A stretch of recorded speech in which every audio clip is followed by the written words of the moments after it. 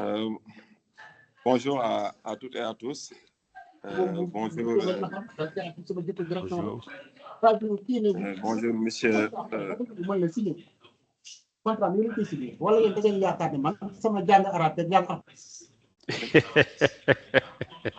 Voilà, j'ai coupé son micro. Donc voilà, je disais que je suis en train de recevoir en même temps des participants. Donc on va essayer de démarrer la séance. Je remercie nos trois intervenants, M. Yassine, M. Sow et M. Saho. Je vous remercie d'avance pour votre disponibilité et je suis sûr que la séance sera très intéressante même. On va commencer le webinaire qui porte sur le leadership stratégique, moteur essentiel pour la réussite des plans d'entreprise. Donc c'est ça le thème. Ensuite, on va développer 3 points. Les points à aborder sont le rôle des leaders dans l'engagement des équipes et la conduite de changement. En premier, l'alignement entre vision, stratégie et exécution. C'est important. Ensuite, le rôle des leaders dans l'engagement des équipes et la conduite de changement. Et enfin, l'importance du leadership adaptatif face aux défis et opportunités. Donc, sans plus tarder, je vais commencer à présenter nos intervenants par ordre, comme je l'ai dit sur mon écran. Il y a M. Yassine qui est devant. Donc, M. Yassine est un expert en assurance et en finance avec une solide expérience dans le secteur en Afrique de l'Ouest. Il a débuté sa carrière en tant qu'inspecteur commercial et responsable de bureau chez AXA à Dakar, avant d'occuper des postes de direction au sein de plusieurs compagnies d'assurance.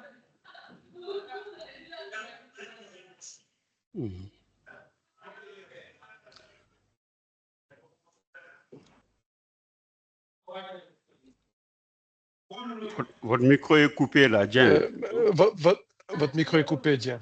Ah oui, d'accord. Donc je disais que M. Yassine a été administrateur.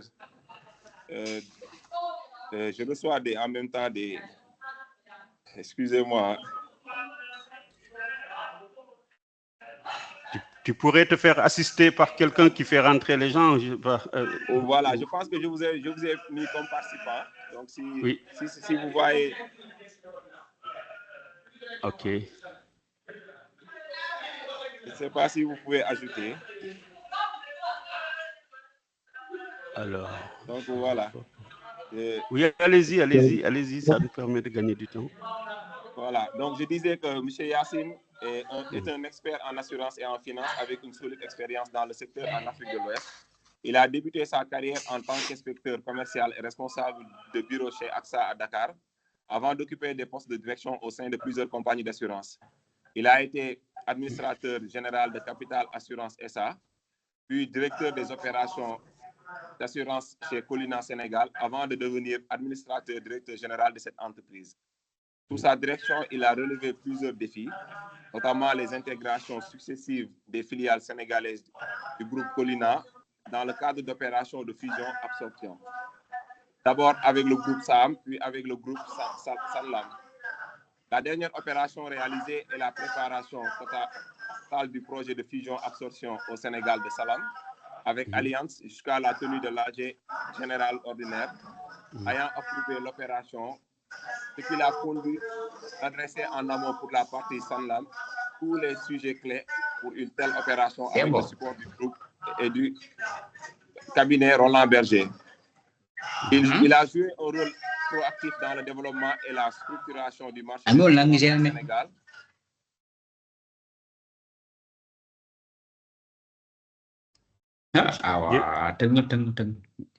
Jean, on vous entend plus.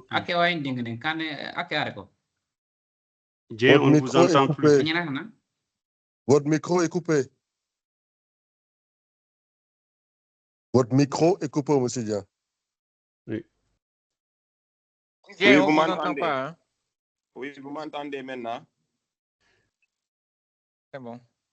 Voilà, je disais que M. Yacine a joué un rôle proactif dans le développement et la structuration du marché des assurances au Sénégal, où il a eu en charge, disons, il a eu la charge de plusieurs responsabilités au sein de l'Association des assureurs du Sénégal et a également participé activement à la mise en place et l'opérationnalisation du premier pool des risques pétroliers et gaziers du Sénégal, pour lequel il en a été le président de 2018 à 2024.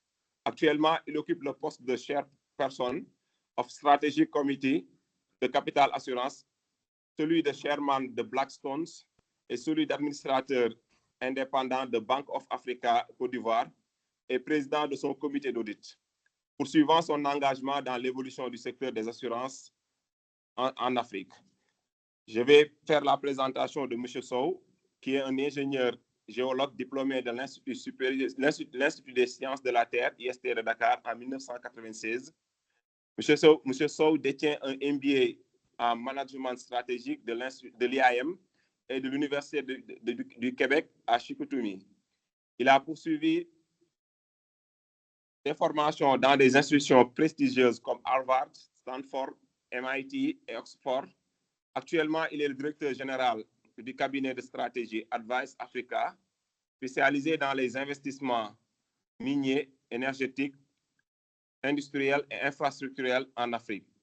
Il a dirigé la cimenterie Socosim Industries pendant 12 ans, après y avoir occupé plusieurs postes de direction. Il est également président du conseil d'administration de Socosim Industries et préside actuellement l'université Amadou Mahtar Mbow à titre bénévole. C'est le PCA de l'université Amadou Mahtar Mbow. Il a travaillé au ministère des Mines et de la Géologie entre 2000 et 2003, ce qui lui confère une expertise entre secteur public et privé. De 2019 à 2022, il a été président de la Chambre des mines du Sénégal, représentant les industries minières du pays. Fort de 30 ans d'expérience dans les mines, le BTP et l'industrie du ciment, il est un fervent défenseur de la valorisation locale des ressources minières africaines. M. Sow milite pour l'intégration des critères ESG, environnement social et de gouvernance et du développement durable dans l'industrie extractive en Afrique. Je vais faire la présentation de M. Sakho, qui a plus d'une vingtaine d'années d'expérience professionnelle à des postes de direction dans le secteur privé et près d'une dizaine d'années dans le secteur public. Il travaille sur les problématiques liées à la performance des organisations. M. Sakho est actuellement le président du conseil d'administration de l'Agence sénégalaise de promotion des investissements APIX SA et cumulativement, il est le président du cercle des administrateurs publics, CAP, qui regroupe les chefs des organes délibérants du secteur parapublic du Sénégal. Il a piloté d'importants programmes d'entités du secteur parapublic. Il a fait du suivi-évaluation, d'accompagnement opérationnel, de restructuration de filières agricoles en Afrique. Ces projets étaient exécutés dans le cadre des projets financés par les partenaires techniques et financiers. M. Sakho a effectué une thèse de doctorat en sciences de gestion au sein de l'université Paul Valéry de Montpellier. Le sujet portait sur les agences publiques d'exécution face aux défis de la performance cas du Sénégal. Donc, j'ai terminé avec la présentation de nos intervenants. Donc, voilà. Je ne sais pas si vous avez quelque chose à ajouter, M. Sakho, M. Sow et M. Yacine. Donc, c'est bon, on peut démarrer. Juste une petite précision. Je ne suis plus président du conseil d'administration de Socosim, hein, que j'ai quitté depuis le 7 juin 2024. Ça doit être juste un lapsus. Oui. J'ai tourné la page de ces 22 ans du groupe VICA le 7 juin dernier, 2024. Voilà. Merci. D'accord. C'est bon à préciser. Merci beaucoup. Donc, on va commencer par M. Sow pour la première question. M. Sow, en fait, on va parler d'alignement entre vision, stratégie et exécution. La première question qu'on va poser à M. Sow est, en tant qu'ancien PDG d'un grand groupe industriel et aujourd'hui dirigeant dans le conseil stratégique, comment avez-vous réussi à transformer une vision en une stratégie concrète et exécutable? Pouvez-vous partager un exemple précis? Merci, M. Dien, merci à tous les participants. Je vais quand même commencer par essayer d'articuler un peu un cadre conceptuel qui nous permet de mieux nous repérer. Hein. Parce que quand on parle effectivement de stratégie, moi, la chose la plus importante pour moi, c'est la notion d'alignement stratégique d'une organisation. Qu'elle soit Sococim, McDonald's ou l'APIX ou n'importe quelle autre organisation, c'est la notion d'alignement stratégique et qui est une notion extrêmement importante. L'alignement stratégique s'articule autour d'un certain nombre de points. Nous avons à peu près 4 ou 5 points autour desquels s'articule l'alignement stratégique. Chaque organisation a une raison d'être. Je ne parle pas de vision ou de mission, hein, les classiques de la formulation stratégique. Je parle de la raison d'être. La raison d'être d'une entreprise. Vous m'entendez? La raison d'être est le départ de tout. Toutes les organisations, quelle que soit leur taille, quelle que soit leur dimension, quel que soit leur contexte, ont une raison d'être. Et cette raison d'être, en fait, ce pourquoi nous existons et ce que nous recherchons, elle a besoin d'une stratégie qui définit effectivement à quel jeu l'entreprise ou l'organisation essaie d'être gagnant ou vainqueur. C'est extrêmement important puisque la stratégie doit s'aligner sur l'objectif de la raison d'être de l'entreprise. Et la stratégie, son rôle, c'est de mettre en musique, après avoir lu le contexte, l'environnement et après avoir passé en revue tout un ensemble de facteurs qui sont des facteurs qui sont contingents à l'existence de l'organisation, et de s'aligner sur comment achever et réaliser le but ultime de l'entreprise qui est sa raison d'être. Et à partir de l'instant où on est dans une démarche de stratégie d'entreprise, dépendant du client, dépendant du contexte, dépendant des produits et services que nous voulons mettre en œuvre, nous devons nous appuyer. Et là, je parle vraiment d'alignement et d'articulation. C'est extrêmement important. Je pourrais rentrer dans les détails puisque le temps ne nous le permettrait pas. Une stratégie n'a de sens que si elle est articulée à des capacités organisationnelles. Toute organisation doit disposer d'un certain nombre de capacités qui, si elles sont déployées, doivent lui permettre de mettre en pratique sa stratégie pour atteindre sa raison d'être ou son objectif. Et au-delà des capacités organisationnelles, il y a quelle est l'architecture de l'organisation? Est-ce qu'on est en bureaucratie pure et dure? Est-ce qu'on est en organisation de type réseau? Ce n'est pas la même chose. Les bureaucraties de type industriel sont des types d'organisations qui permettent de déployer des stratégies dans un contexte déterminé, mais seulement ce qui les caractérise, c'est la stabilité de l'environnement dans lequel elles évoluent. Elles ont aussi des avantages comme elles peuvent avoir aussi des inconvénients. Les avantages, c'est que c'est des organisations qui sont normées, qui sont hiérarchisées, les lignes sont claires, les objectifs sont clairs et elles peuvent délivrer massivement des biens et des services de façon presque automatique puisque les process sont vus, connus d'avance. Et c'est ça qui caractérise les bureaucraties. Contrairement aux organisations de type réseau, qui, elles, sont liées entre des individus, qui sont surtout les plus importants, c'est des talents qu'on met les uns à côté des autres et qui sont plus faciles à adapter dans un contexte turbulent et où l'agilité et la réactivité sont recherchées versus les bureaucraties qui sont extrêmement lentes, voire même difficiles à changer. Et ce n'est pas pour rien qu'on parle de changement au niveau de l'administration depuis des années et des années. Ce n'est pas des choses qui sont faciles à mettre en œuvre. Je pense que notre frère Lansana pourrait en parler mieux que nous aujourd'hui. Et une fois que l'architecture organisationnelle, qu'on soit organisé en groupe, en subdivision, en département, en service ou n'importe quel type d'organisation, ce qui est le plus important, c'est qu'il faut qu'on ait un système de gestion de l'organisation elle-même. ce système de gestion de l'organisation, il peut se déployer sur le plan logistique, sur le plan industriel, production, sur le plan du marketing, sur le plan de la démarche commerciale, sur le plan même de la veille concurrentielle. Et c'est extrêmement important qu'il y ait un système qui prend en charge ce déploiement de l'organisation dans son environnement au quotidien, mais également dans le moyen et long terme.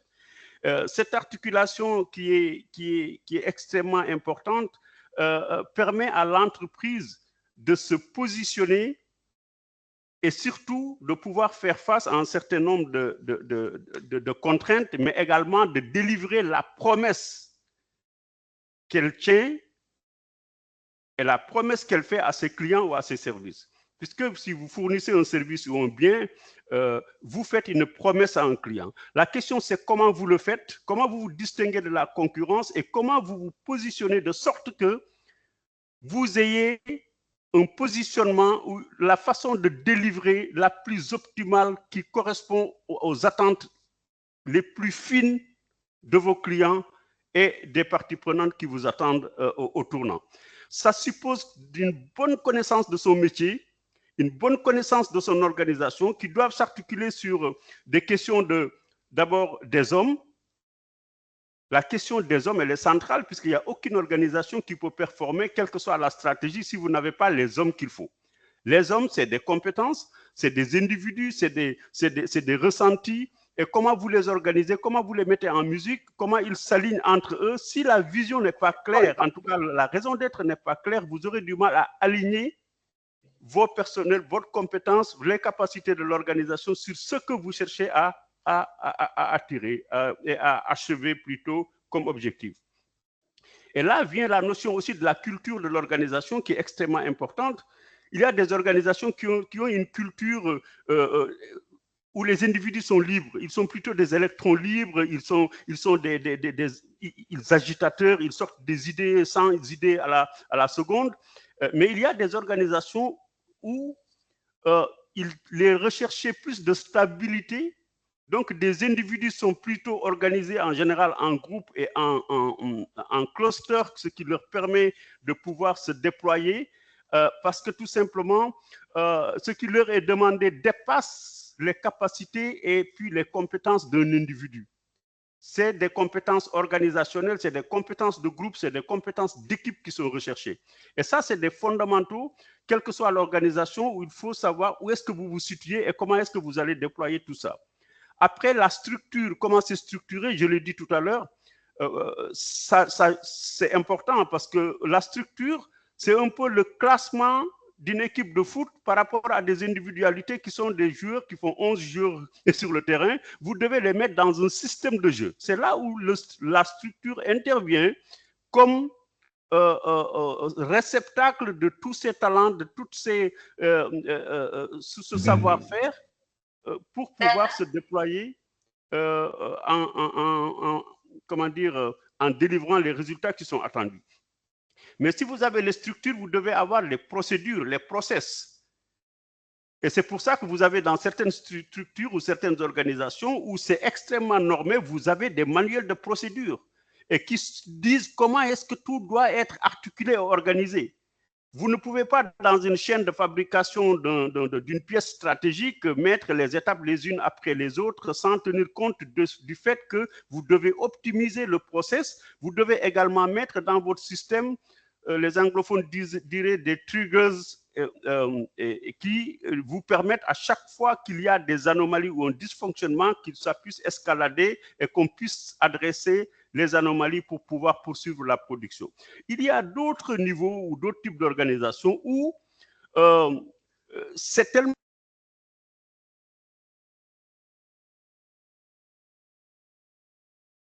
Votre micro est coupé. Monsieur Sow, votre micro est coupé.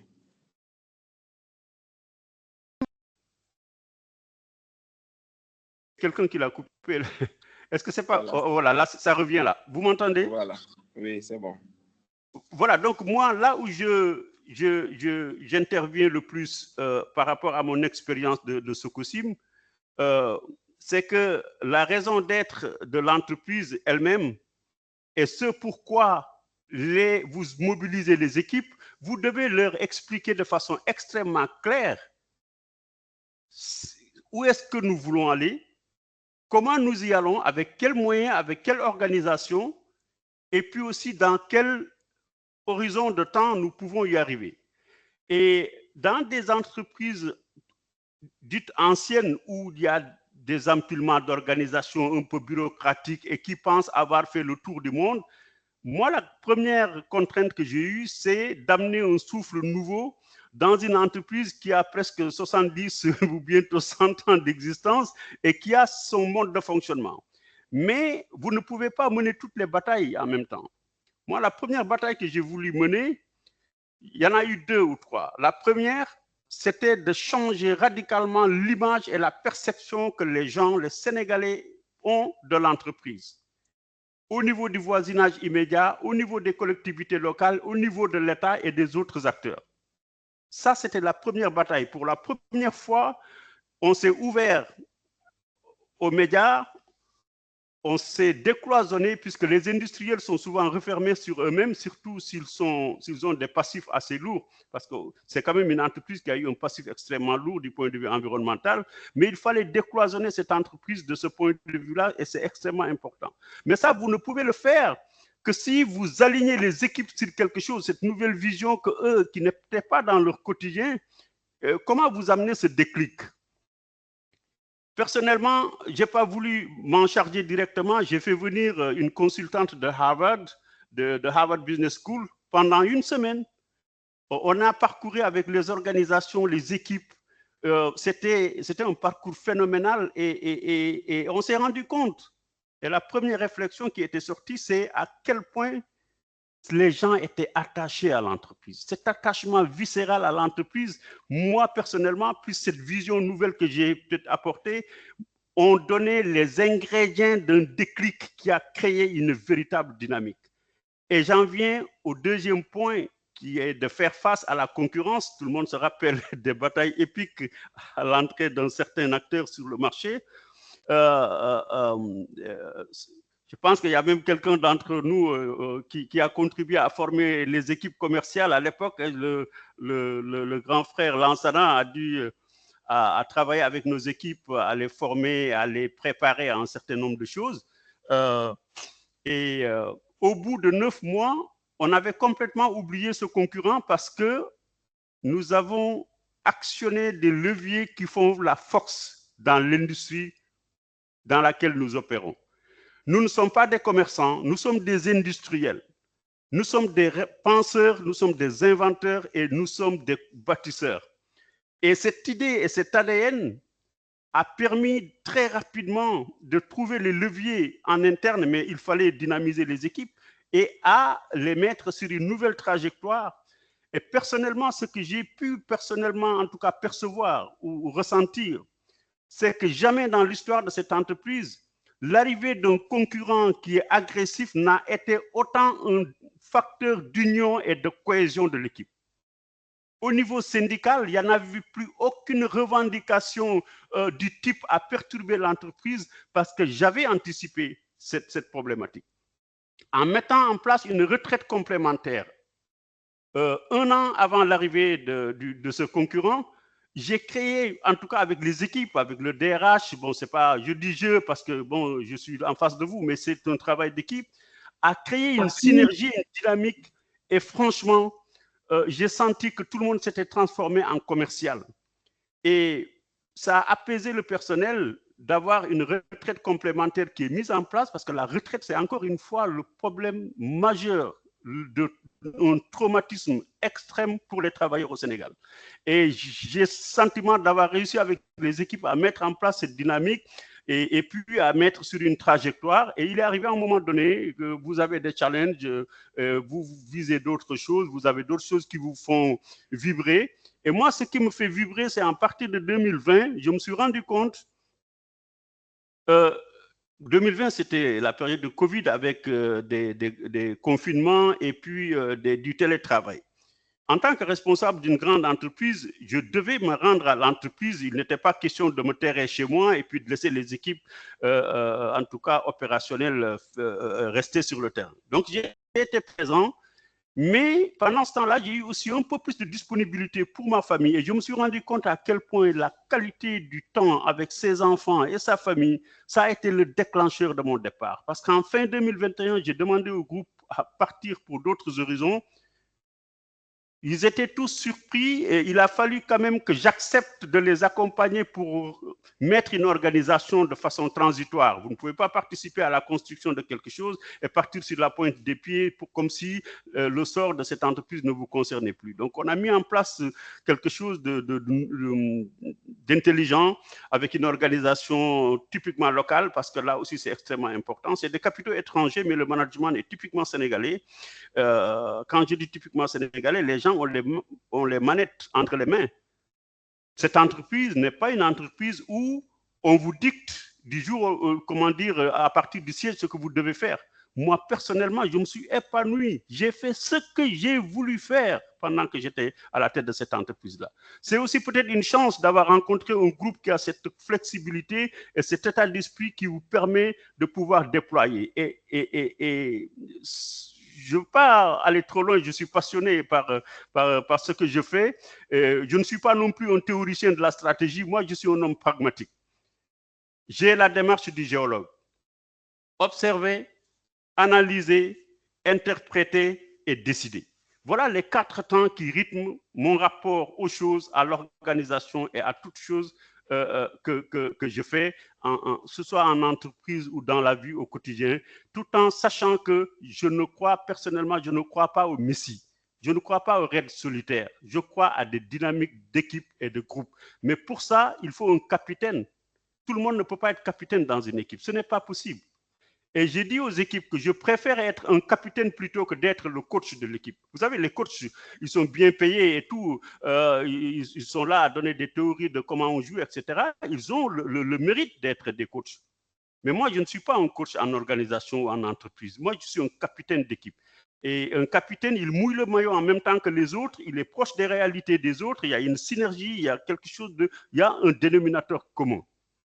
Cette immersion-là, c'est l'expérience la plus extraordinaire et la plus valorisante que j'ai eue parce que j'ai été entouré par des hommes et des femmes de valeur de grande portée. Je ne vais pas trop monopoliser la parole. Je vous remercie. Je m'arrêterai là pour d'éventuelles questions. Merci. Merci beaucoup, M. Sow. Merci beaucoup. On vous a écouté religieusement. Donc, j'ai l'impression que vous avez répondu à toutes les questions même qu'on avait préparées pour aujourd'hui, parce que vous avez parlé de la notion d'alignement, donc en parlant du public et du privé, l'avantage pour la bureaucratie, la stabilité de l'environnement, etc. Aussi, vous avez parlé aussi des systèmes de gestion de l'organisation pour terminer par votre leadership, l'importance du leadership adaptatif face aux défis et autres. Donc, on va, disons, passer la parole à, je ne sais pas si vous avez répondu à toutes les questions ou bien ce n'est pas encore le cas, M. Sow. Vous savez, on a du temps, il faut être sobre en toutes choses. Je suis sûr que ce que je dis là, en dehors de mon expérience personnelle qui est unique et personnelle, les autres peuvent dire autant sur ces sujets-là et je vais être mesuré et pondéré et puis ne pas faire du forclais comme on dit. Je vais laisser la parole aux autres. Voilà. Non, mais on vous écoute avec plaisir. Hein? Merci. D'accord, donc on va essayer de laisser la parole à M. Sakho, lui qui va aussi développer ce qu'il a préparé pour nous aujourd'hui. M. Sakho, à vous la parole.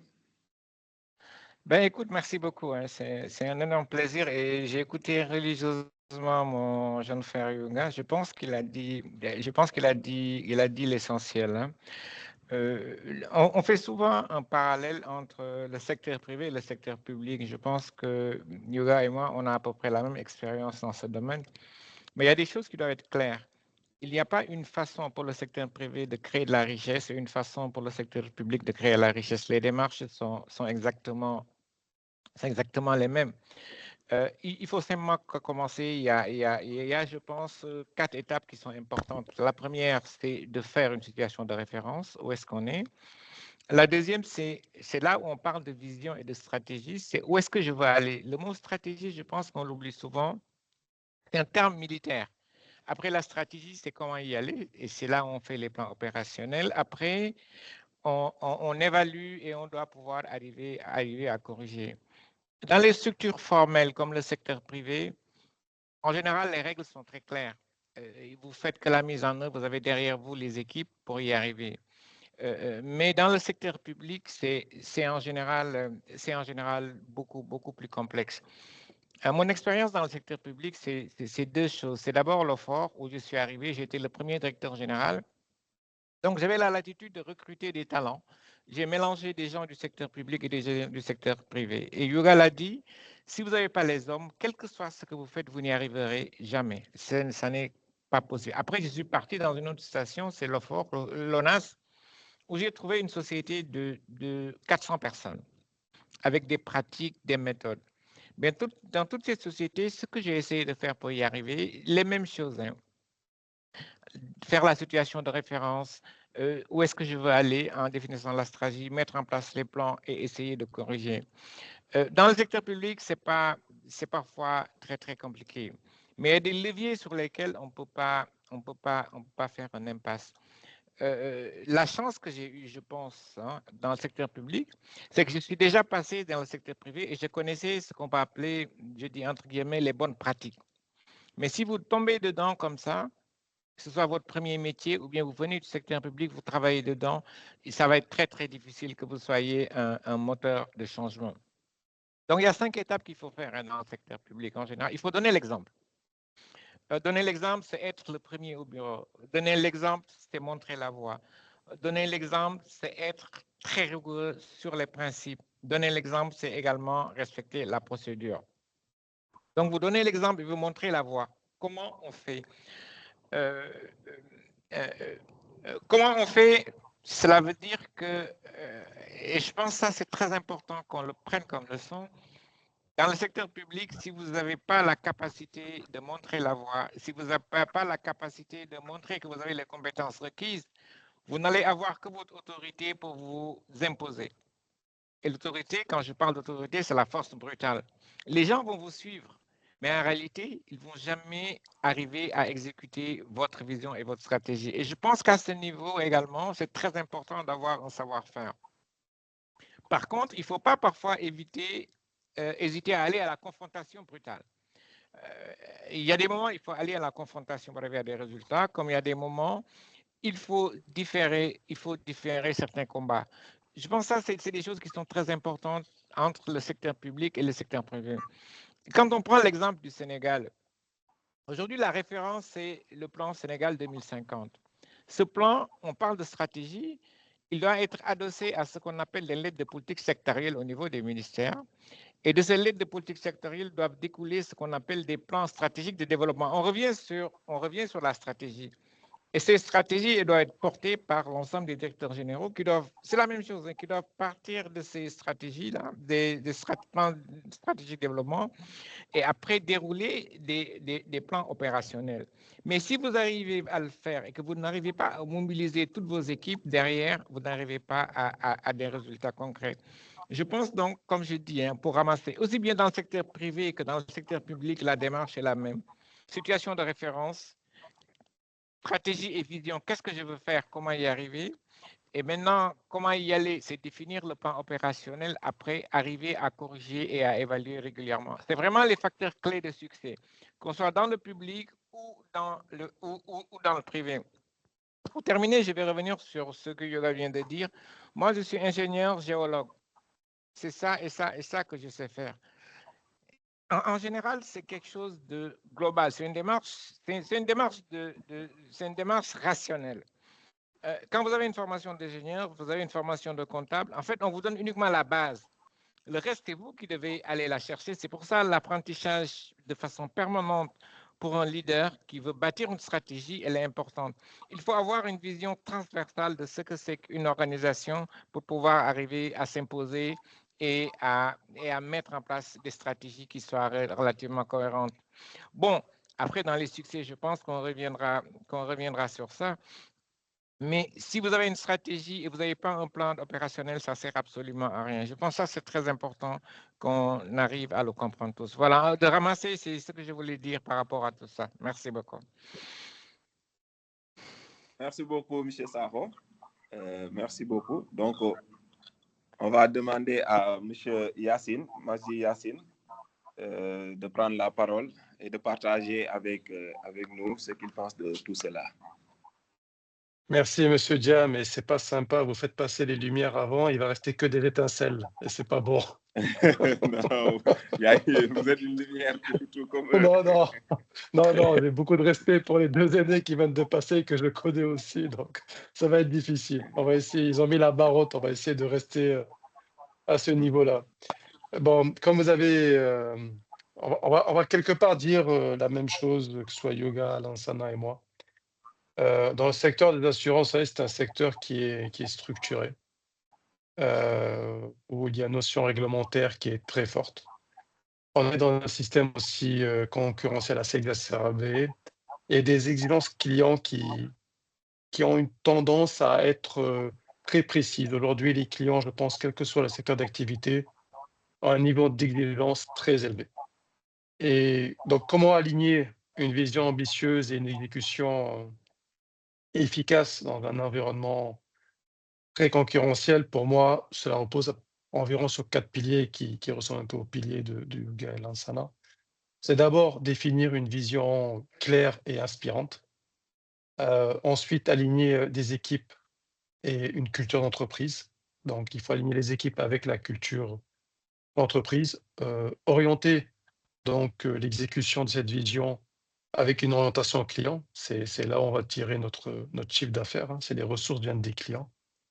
Et en 4, c'est mettre en place des outils de suivi, mais aussi d'ajustement à la stratégie. Donc, pour le point 1 que j'avais indiqué, qui est l'alignement des équipes et la culture d'entreprise, le principal défi, c'est vraiment d'avoir une cohérence d'ensemble, une cohérence interne. Pourquoi? Parce que très souvent, nous allons porter nos stratégies en public.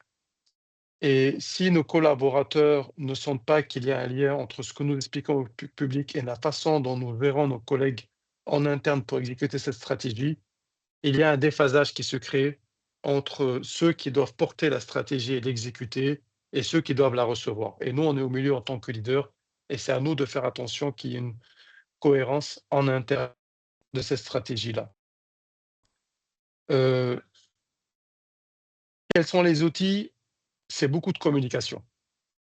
Il faut décloisonner. Très souvent, dans nos entreprises, on a des entreprises qui sont très cloisonnées. On a des directions, une direction financière qui est seule, direction technique qui est seule.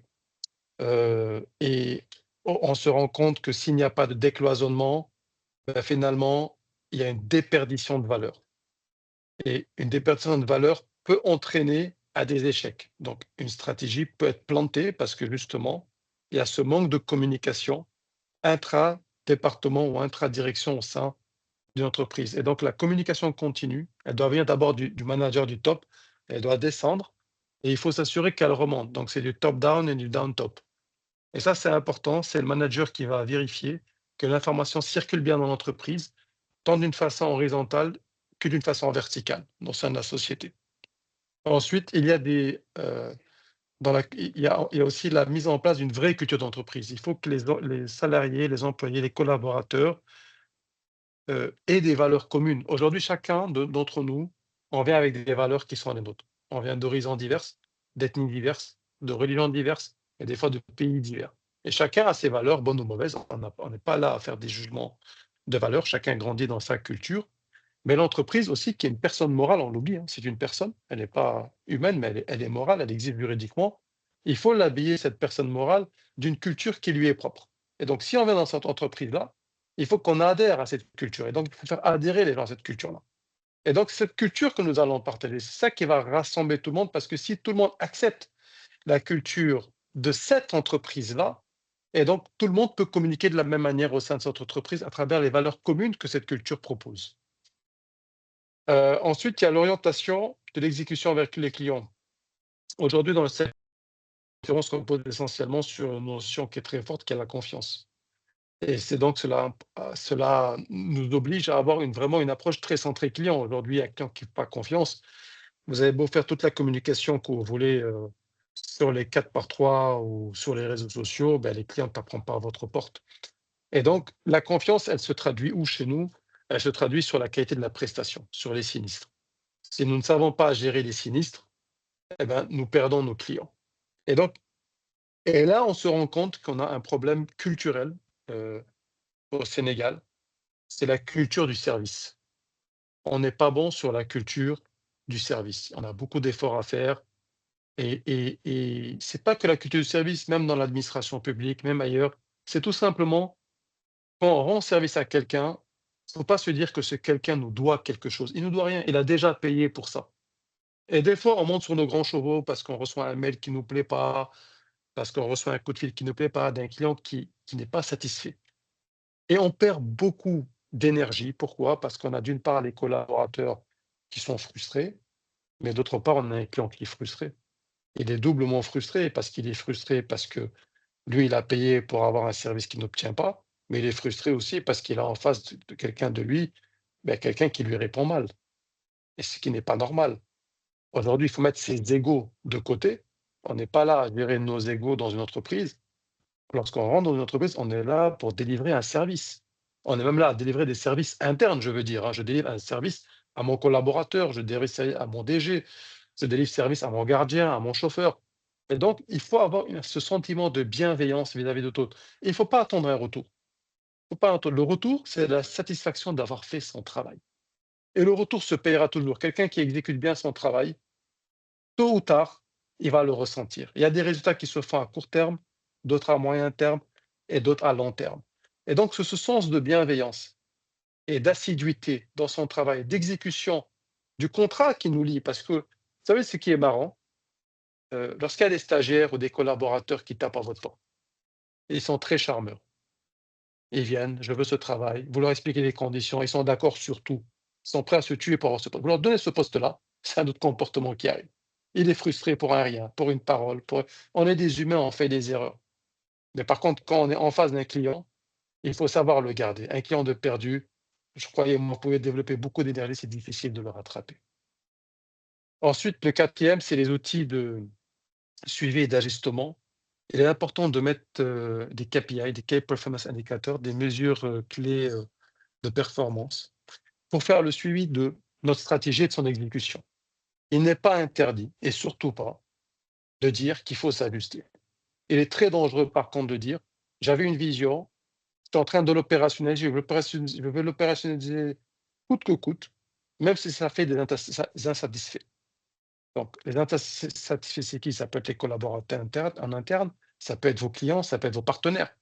Donc, il faut veiller à cette satisfaction-là. Plus votre satisfaction grandit, plus votre indicateur vous dit que vous êtes sur le bon chemin. Plus vous avez des dégâts à colmater, plus vous devez dire qu'il y a quelque chose qui ne va pas.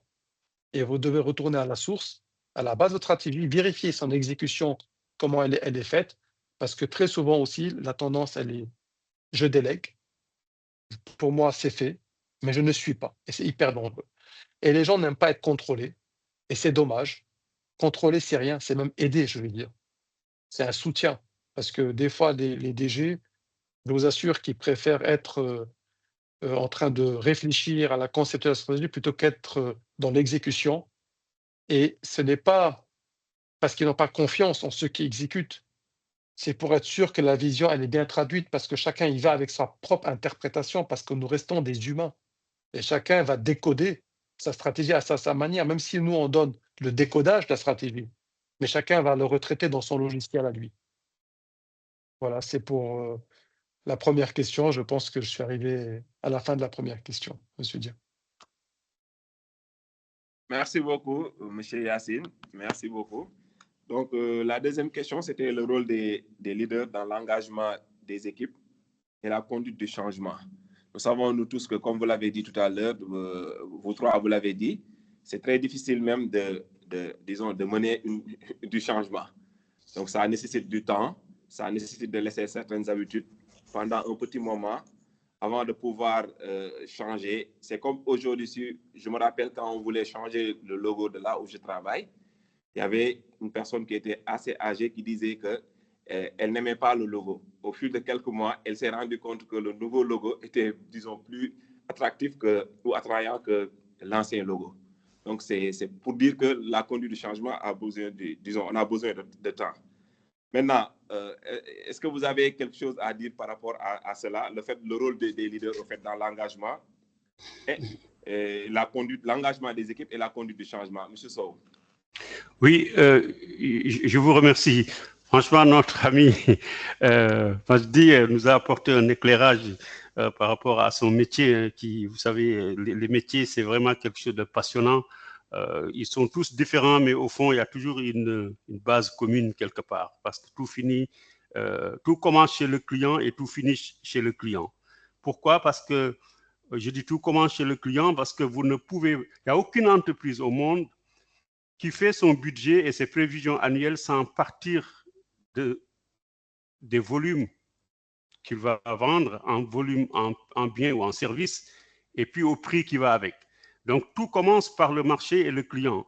Et après, vous avez votre système, vos process, et vous sortez des produits à la fin, et en fait, c'est comme si vous étiez au rendez-vous de ce que vous aviez promis en ayant collecté les informations. Après, vous pouvez vous confronter à d'autres particularités, mais pour moi, le client est toujours la base de tout. Je reviens sur quelques considérations. Notre ami Majdi a parlé tout à l'heure, quand on parlait de leadership, des questions des organisations qui sont cloisonnées. Chez nous, en cimenterie, jusqu'à récemment, vous savez que les cimentiers, ils fonctionnent par des silos. Ils fonctionnent, je veux dire, ils mettent les produits dans des silos parce que les produits sont différents. Il faut les mettre dans des silos différents pour qu'ils ne se contaminent pas. Je disais toujours aux équipes, attention, nous ne sommes pas du ciment, nous ne sommes pas des silos. Si nous travaillons en silo, nous sommes une organisation qui est vouée à l'échec, qui est vouée à se refermer sur elle-même et puis à se scléroser. Mais ce que les gens oublient souvent, c'est qu'il y a des leaders, des chefs d'entreprise ou des responsables de grandes organisations que ça arrange que l'organisation soit cloisonnée et en silo, parce que c'est des micro-managers. Ils ne seront jamais de bons managers, c'est de piètres managers. Ils sont dans le micro-management. Ils veulent tout contrôler, ils veulent compartimenter, diviser, parce que tout simplement, ils sont là à vouloir contrôler tel ou tel service, parce que ils ont cette obsession de tout contrôler. Vous ne pouvez pas être leader si vous voulez mettre le nez partout, à tous les niveaux.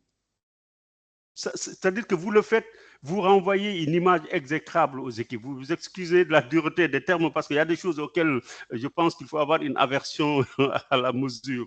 Et l'autre chose aussi qui plombe les organisations, c'est la dimension de l'ego. Il a dit tout à l'heure, quand vous réprimandez quelqu'un, quand vous sanctionnez en bien, surtout en mal, quand vous sanctionnez quelqu'un, dans notre culture, les gens ont tendance à se braquer et puis c'est leur ego qu'ils mettent en avant.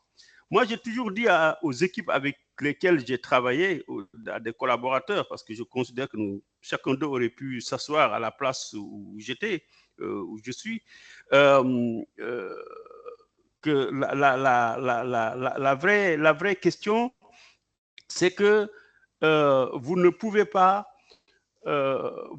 être partout en même temps. Donc, vous devez absolument tuer votre ego si vous voulez aller de l'avant. Et il y a tout un ensemble de livres, de bouquins d'écrits sur ces sujets où dire l'ego, c'est l'ennemi, tout simplement parce que l'ego, c'est quelque chose de subjectif, de caractériel, voire même un peu bestial au sens animal du terme. Et dans les organisations, même si on est des animaux intelligents et formés de très haut niveau, ce que nous cherchons, ce n'est pas de nous comporter comme tels. Ce que nous cherchons, c'est de faire preuve de rationalité et de capacité à regarder des situations complexes, à les simplifier, à les découper en morceaux. Et moi, mon image, elle est extrêmement claire, que j'utilise souvent et qui passe, comment dire, par analogie. C'est que vous n'avez jamais vu quelqu'un manger un éléphant d'un seul coup. Ce n'est pas possible. Il n'y a aucun être humain ou même animal au monde qui peut avaler un éléphant. Ce n'est pas possible. Si vous voulez manger un éléphant, vous devez le découper en morceaux. Vous devez le découper de façon organisée, structurée, pour que demain vous puissiez vous le consommer sans risque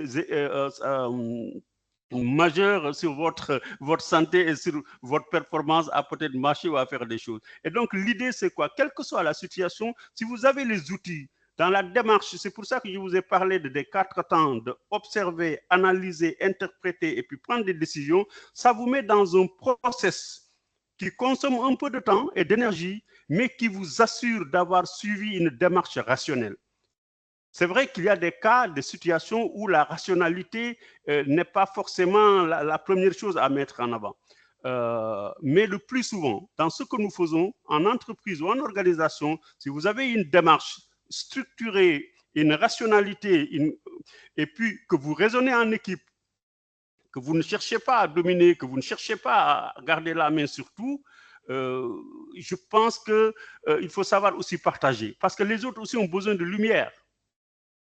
Je cite un dernier exemple pour clôturer. Il y a plusieurs années, j'avais introduit quelque chose qu'on appelait, enfin, en industrie, on appelle ça excellence opérationnelle. Mais j'avais introduit quelque chose qu'on a nommé Jom Kanam. Jom Kanam, parce qu'à un moment donné, on s'est retrouvé dans une situation où on voulait davantage décloisonner les équipes et il est arrivé d'identifier des problématiques dans l'usine, que ce soit au niveau de la production, au niveau du commercial, au niveau de la logistique, au niveau de la maintenance, et de composer des équipes dont une seule personne est du domaine et toutes les autres personnes qui viennent de l'entreprise viennent d'autres secteurs. On a mis des comptables avec des commerciaux et puis un mécanicien et un logisticien. Vous les mettez sur un sujet, ils vont dans l'usine, ils vont regarder le sujet, vous verrez l'enrichissement des regards et la façon de comprendre les choses et même les questions peut-être basiques et banales que les gens vont vous poser, vont vous faire des déclics. Vous qui êtes le chevronné de ce métier-là et que ça vous est passé sous le nez pendant des semaines, voire des années sans que vous l'ayez vu. Et donc, l'idée de décloisonner les organisations, ce n'est pas des théories, c'est des choses pratiques. Et ça se fait sur le terrain. Si vous n'avez pas un leadership qui est suffisamment informé, suffisamment dynamique, et je rejoins l'idée de se former en permanence, un éternel étudiant. Si vous n'êtes pas quelqu'un qui est curieux, qui se forme en permanence, vous allez très rapidement vous contenter d'un certain nombre de choses et votre organisation va s'enliser avec vous. Et puis, vous tuez aussi des potentiels. Vous avez souvent des gens qui sont en dessous du point de vue hiérarchique, qui ont besoin, eux, d'émerger. Ces gens-là, on ne peut pas les faire émerger dans une logique où il n'y a pas de dynamisme, sinon ils vont partir très rapidement parce qu'il y a des gens qui ont besoin de bouger, pas seulement horizontalement, mais ils ont besoin aussi de bouger verticalement. Et donc, tout ça, vous devez avoir ces indicateurs pour vous dire, mais comment je fais pour que mon organisation soit la meilleure possible? Pour qu'elle soit la meilleure possible, elle doit commencer par garder ses meilleurs talents. C'est aussi simple que ça. Moi, j'ai fait 22 ou 17 ans d'une grande industrie où la seule fois où j'ai vu quelqu'un partir au bout de 15 ans, c'est une personne qui avait mal tourné et sur laquelle on était sur le point d'amener les choses en justice et la personne s'est esquivée très rapidement. On n'a jamais eu de turnover.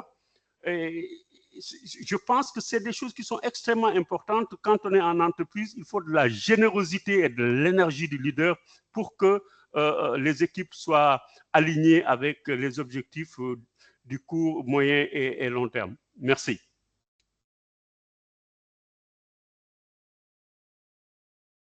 Bien, tu nous Merci entends? beaucoup, M. Sow. Oui, merci beaucoup. On vous a bien entendu et merci beaucoup pour cette belle intervention aussi. Aujourd'hui, on est gâtés. Hein? M. Saro, par rapport à la deuxième question, donc, et par rapport aussi à l'intervention de Majdi et de M. Sow, est-ce que vous avez des choses à ajouter? J'aimerais bien revenir sur la notion sur la notion de conduite de changement. Je pense que c'est quelque chose de très important dans l'organisation. Et la résistance au changement, c'est quelque chose également de naturel. Parce que le changement, c'est quoi? C'est que vous proposez à des gens l'incertitude, parce que le changement, c'est l'incertitude, sur des choses qui sont sûres, sur lesquelles ils sont confortables. Et je pense que la vision du leader, c'est d'abord de montrer le bon exemple, c'est d'expliquer pourquoi le changement doit avoir lieu, et c'est surtout d'accompagner tout le processus de changement. Et ça, malheureusement, on l'escamote très souvent, et c'est ce qui amène les résistances au changement dans nos pays. Et chaque fois que vous êtes dans une logique d'améliorer une stratégie, de faire autrement, parce qu'on n'a pas le choix en réalité. Nous sommes dans un monde très complexe. Et les organisations qui sont faibles sont appelées à disparaître. Si vous voyez aujourd'hui le tissu industriel sénégalais, la plupart sont partis parce qu'on n'a pas su enclencher les changements dans les moments propices. Donc, je pense qu'il faut avoir une bonne approche, avoir de la générosité, savoir partager, mais surtout accompagner tout ce qui est processus de changement. Sinon, les gens vont vouloir rester dans les zones de confort. Ça, je pense, c'est un point important sur lequel il faut revenir. Je veux simplement revenir sur les notions de stratégie. Un autre élément important, très souvent, nous pensons que quand nous mettons en place la stratégie, après, c'est fini. En réalité, l'équipe de direction doit éviter d'avoir le nez dans le guidon. Quand vous avez le nez dans le guidon, ce qui se passe très souvent, c'est qu'après, vous tournez tellement dans la routine que vous oubliez complètement la stratégie. Il faut veiller à avoir la cohérence stratégique. Et ça, vous ne pouvez jamais arriver à le faire si vous n'êtes pas capable de déléguer. Déléguer, ça veut dire avoir la capacité, la générosité de faire travailler les autres. Comme ça, vous vous concentrez sur les aspects qui sont relativement stratégiques. Pour terminer, je vais venir sur ce que Yogo a dit, travailler en silo. Ça, c'est beaucoup plus fréquent dans l'administration publique. Dans notre pays, on pense, à tort ou à raison, que le directeur général de la Sénélec doit être un ingénieur en génie électrique. En réalité, le directeur général de l'AGERO doit être quelqu'un qui a fait les génies civils, etc., etc. Le monde ne fonctionne plus comme ça, en réalité. Quand vous allez dans des pays comme la Côte d'Ivoire, je ne parle pas des pays développés, je parle des pays comme la Côte d'Ivoire. Dans l'administration publique, on va dans des logiques d'appel à candidature où on cherche des polyvalents. Parce que les aspects métiers, tout le monde sait faire des routes, tout le monde sait faire de la construction, mais ce qui est plus difficile, c'est d'arriver à avoir une cohésion entre les équipes et de faire travailler les gens. Et ça ne demande pas d'être dans un métier spécifique, ça demande d'avoir un vécu, ça demande d'avoir une générosité et ça demande la capacité de mobiliser les équipes. Si vous n'êtes pas capable de faire ça, vous allez toujours arriver à tourner en rond. Donc, je confirme juste ce que Yoga vient de dire. Je pense qu'il faut aussi qu'on décloisonne certains métiers.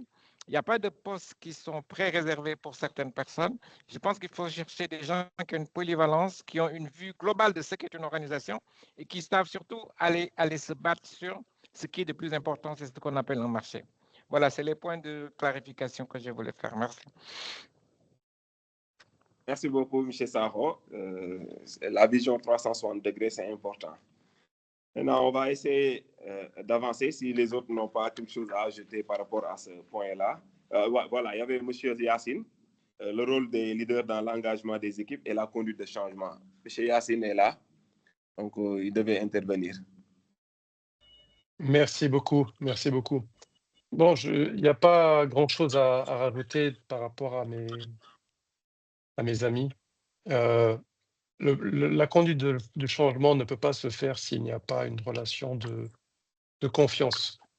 Alors, il est important d'expliquer à quel changement on aspire, quelle est cette évolution-là, et quelles sont les conséquences de ces changements-là. Parce que la personne dans ces changements, vous savez, l'être humain, il se contente toujours de sa routine. Il n'aime pas trop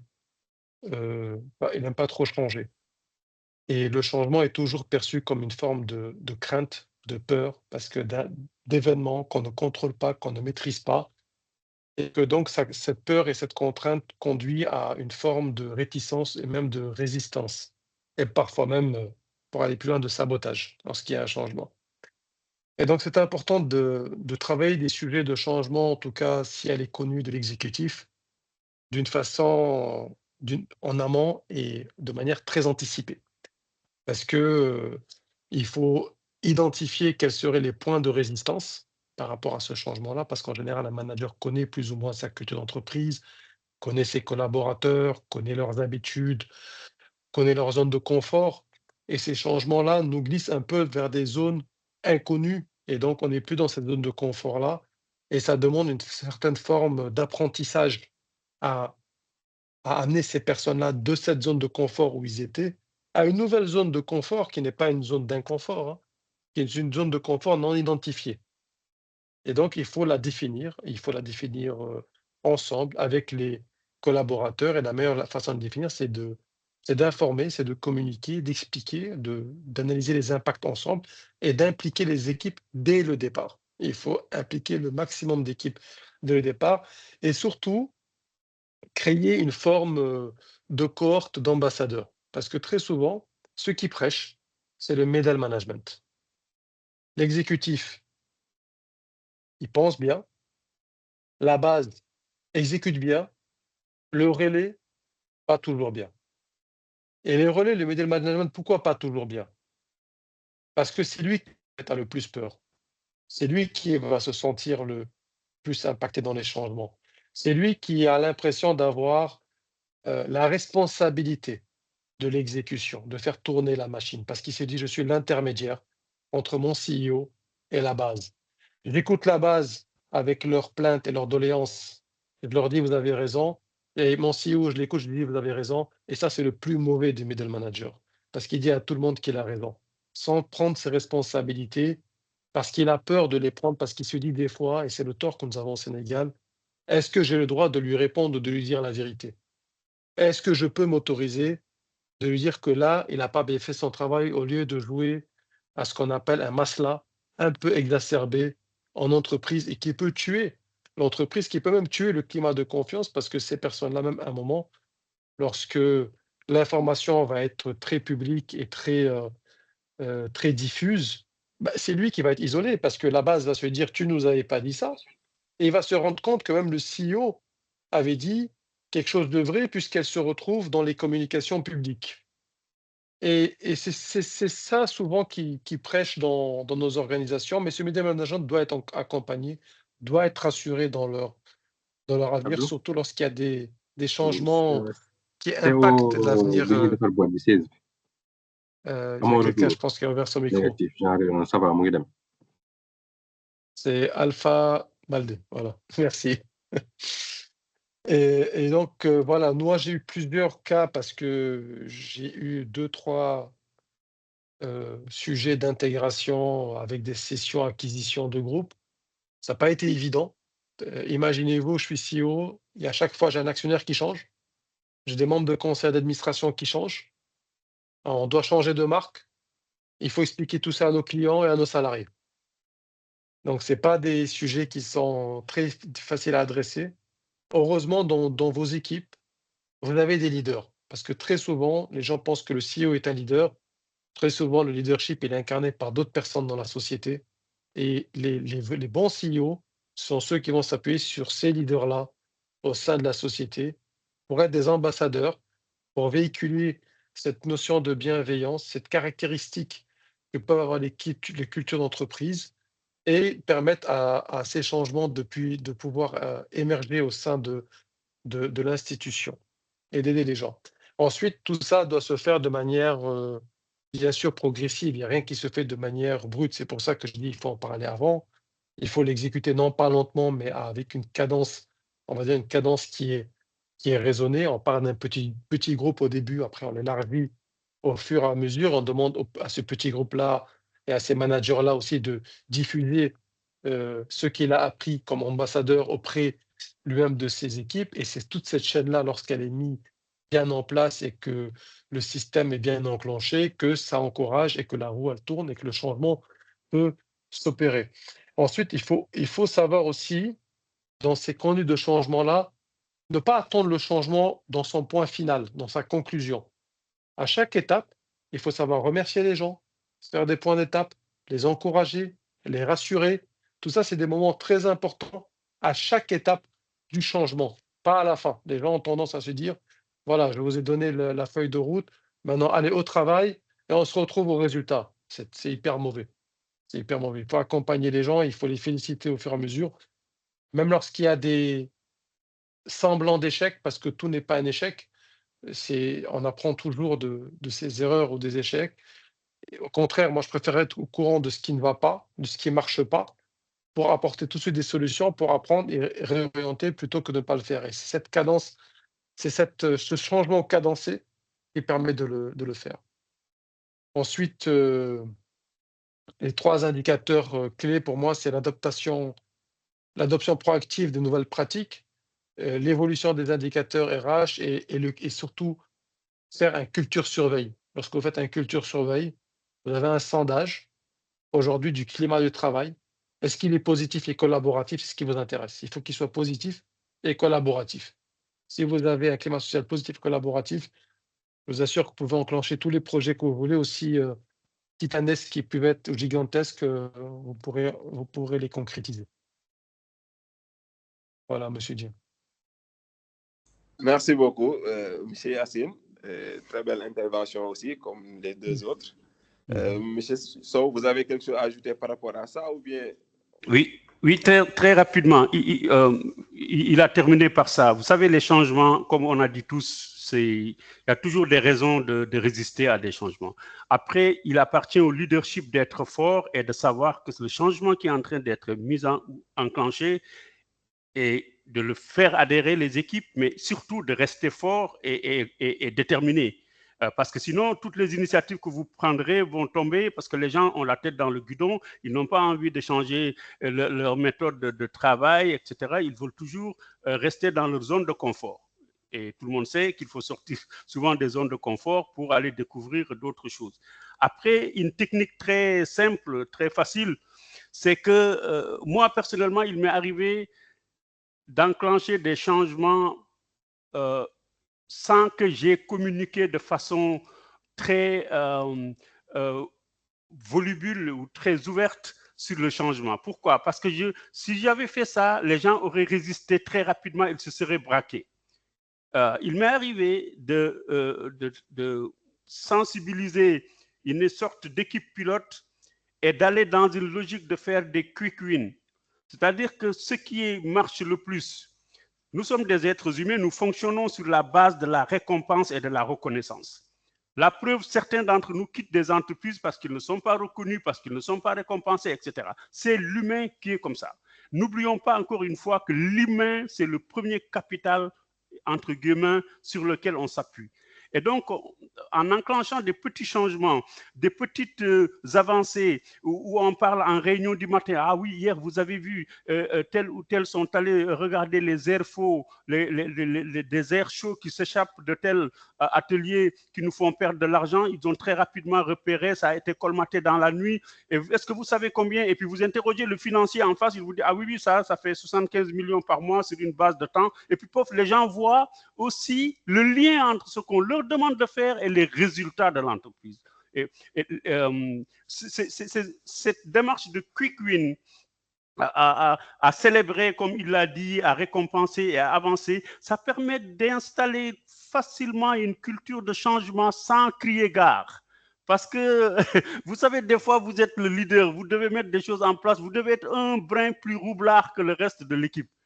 Et c'est là où on nous attend aussi ces subtilités-là, non pas parce qu'on trahit, non, mais parce qu'on sait simplement que voilà l'instinct qu'il faut faire. Et à partir de ce moment, la chose se met en place et tout le monde se met à regarder les anomalies autour de soi et puis à les rapporter et à faire partie d'un réseau qui est un réseau de performance au niveau des entreprises. La deuxième chose, il a parlé du middle management. Le middle management est, en fait, moi, je me suis intéressé à ces questions, que ce soit ici, peut-être même ailleurs. Ils vivent une solitude extraordinaire auquel nous, dirigeants, ne prêtons pas souvent attention. C'est quoi un middle manager? C'est une croix de transmission entre le sommet, c'est-à-dire les directeurs, et puis les ouvriers qui doivent exécuter.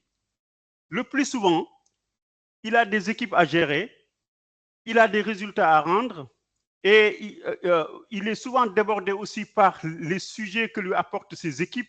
Il n'est pas formé pour être un coach de ses équipes.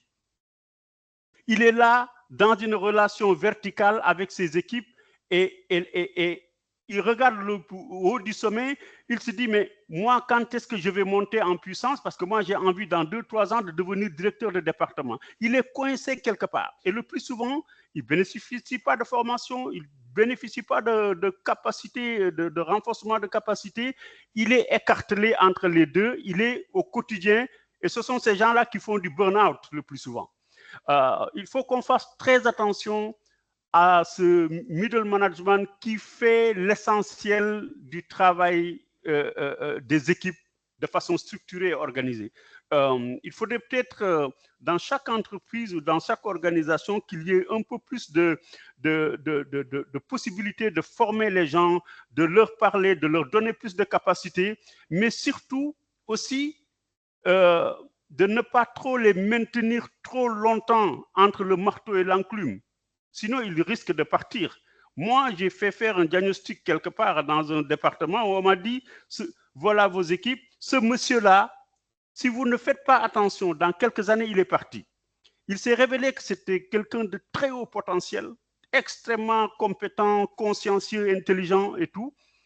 Et à partir de là, on l'a sorti de là où il était pour lui faire explorer d'autres choses. C'était pour le préparer à monter plus tard, mais ce n'était pas visible. Donc, la ligne n'était pas tracée et connue de tous. Mais bon, moi, on savait un peu ce qu'on faisait. Quand je dis on, c'est moi-même, le DRH, et puis son responsable, son directeur hiérarchique. Et aujourd'hui, c'est une des valeurs sûres qui a repris en main un département stratégique parce que ça nous a permis son départ, sa présence qui était une menace pour son supérieur hiérarchique.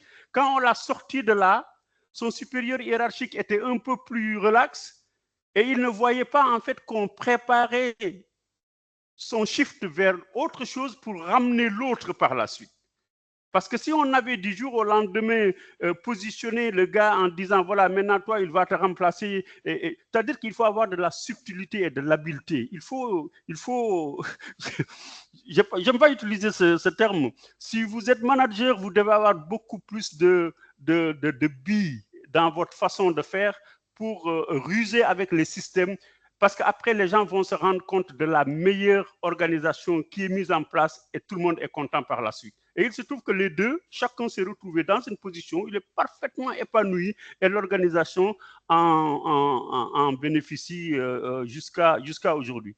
Ce n'est pas des questions faciles, mais ça suppose que vous soyez un manager de terrain. Si vous êtes dans les séminaires, dans les réunions stratégiques et éloignés de votre base, vous ne verrez pas ce genre de choses. Et puis, un jour, vous vous rendez compte que vous avez 4 ou 5 cadres qui sont partis.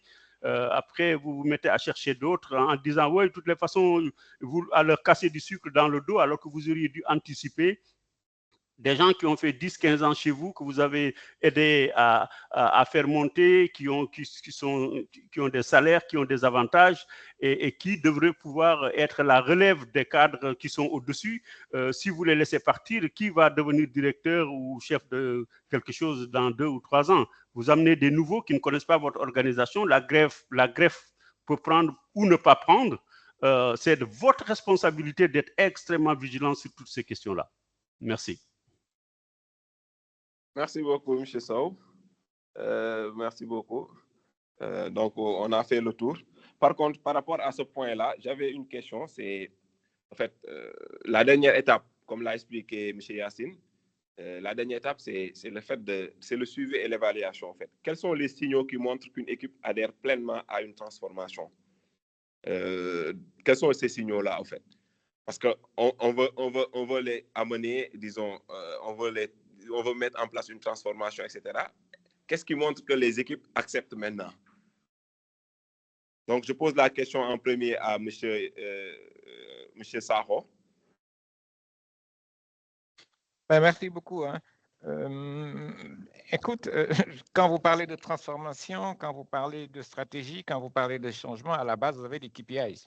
C'est tout. Je pense que la seule chose qui montre que vos équipes adhèrent à la transformation, sur lesquels vous voulez aller, ce sont les résultats que vous allez avoir à la fin de la journée. C'est aussi simple que ça. Je pense que le problème ne se pose pas autrement.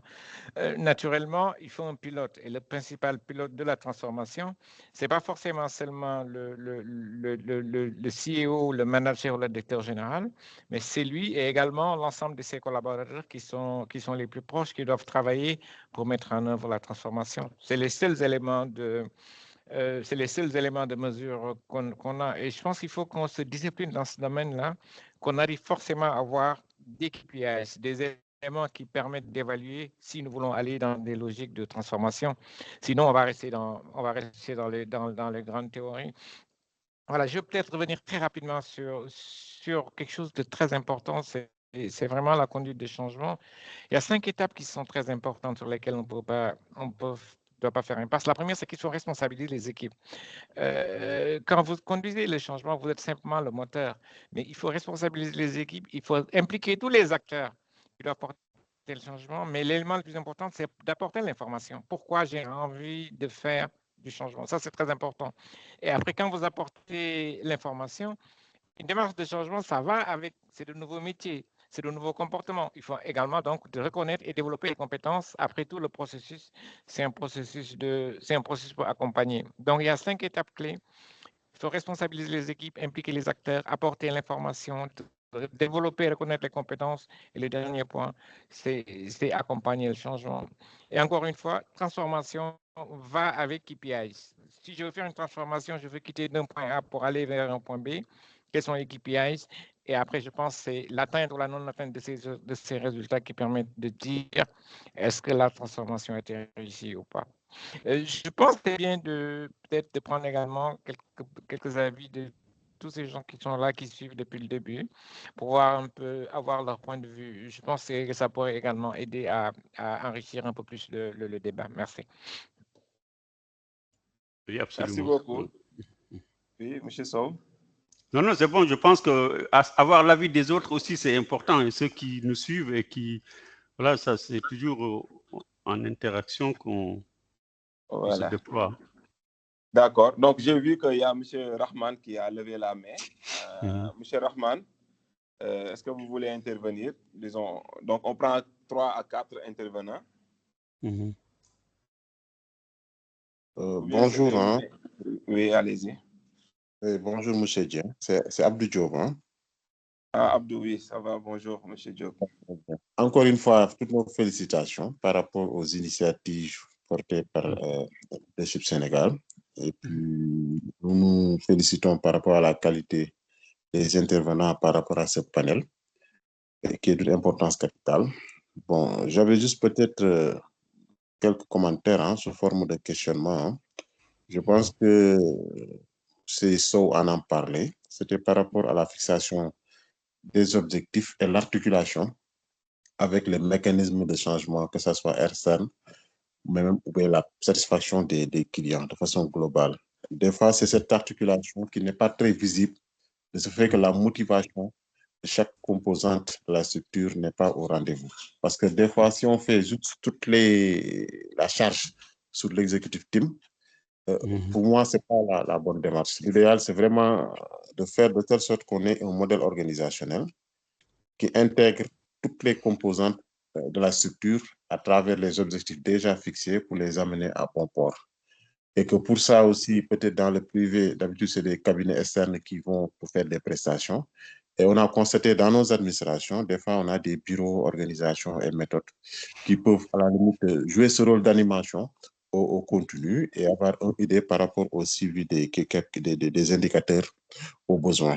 Et ça aussi, c'est très relevant. Donc, à travers aussi cette intervention, juste peut-être l'effet de centraliser, est-ce que c'est la bonne démarche?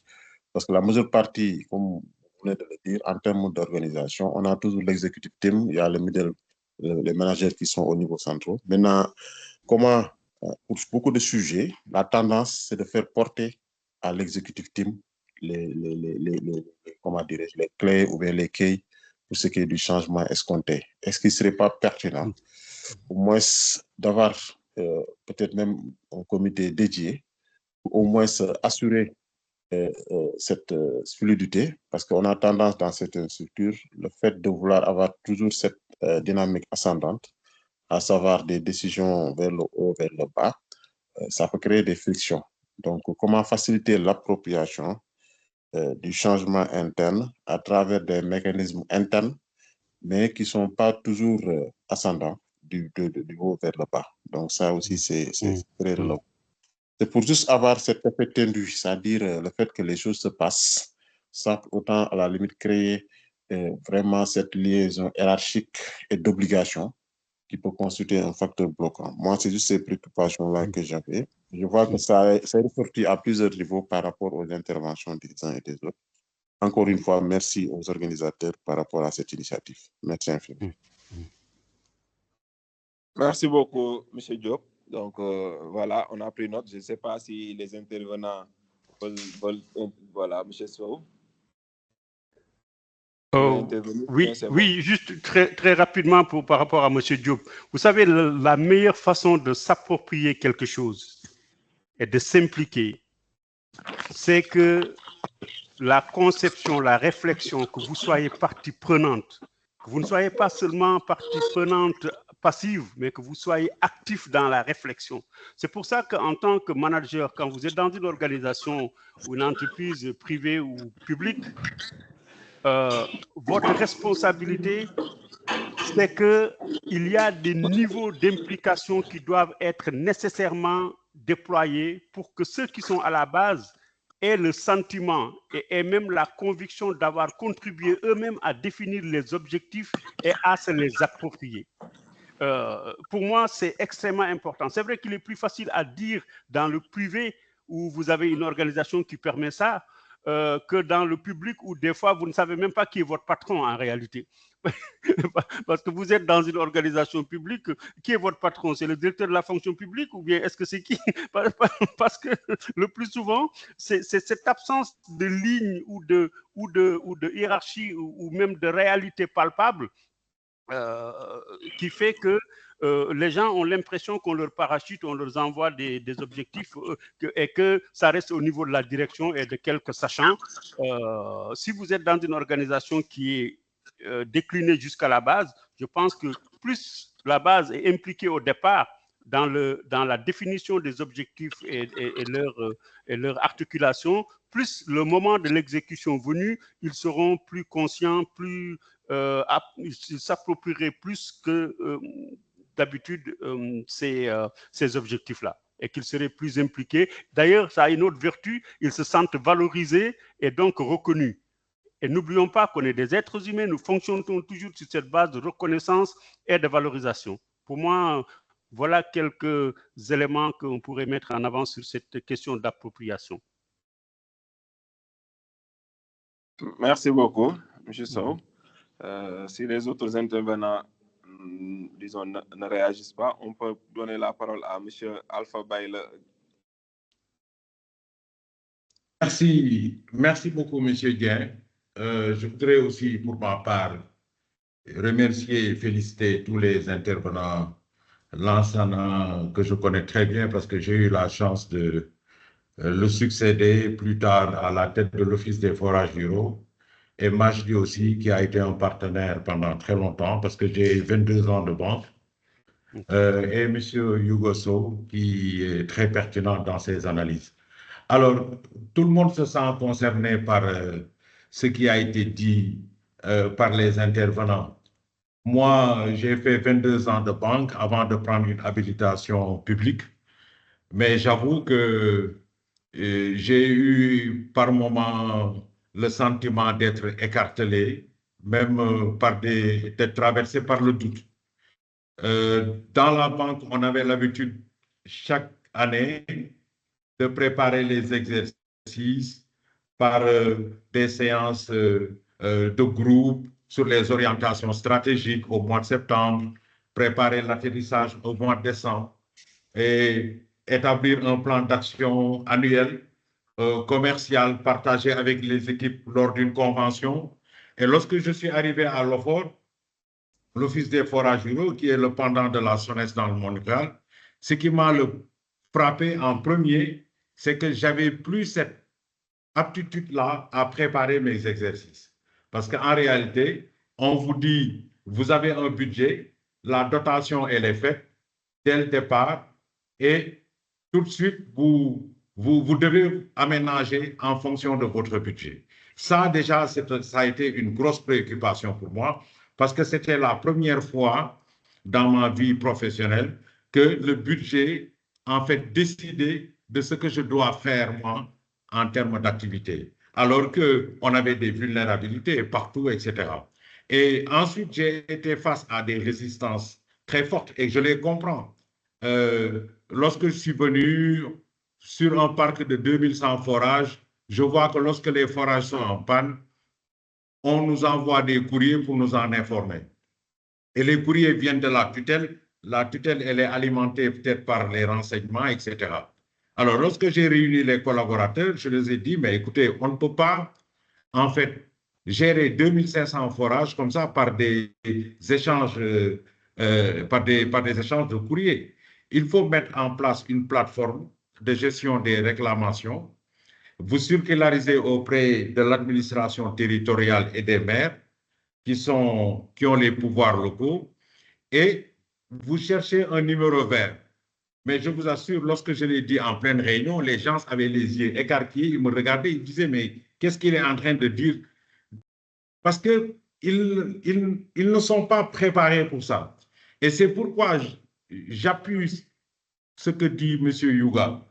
On sent de plus en plus un délitement qui est lent, qui est en train de prendre le dessus au plan professionnel, aussi bien au niveau privé qu'au niveau public, et qui est lié essentiellement à un défaut de formation. Et j'insiste là-dessus.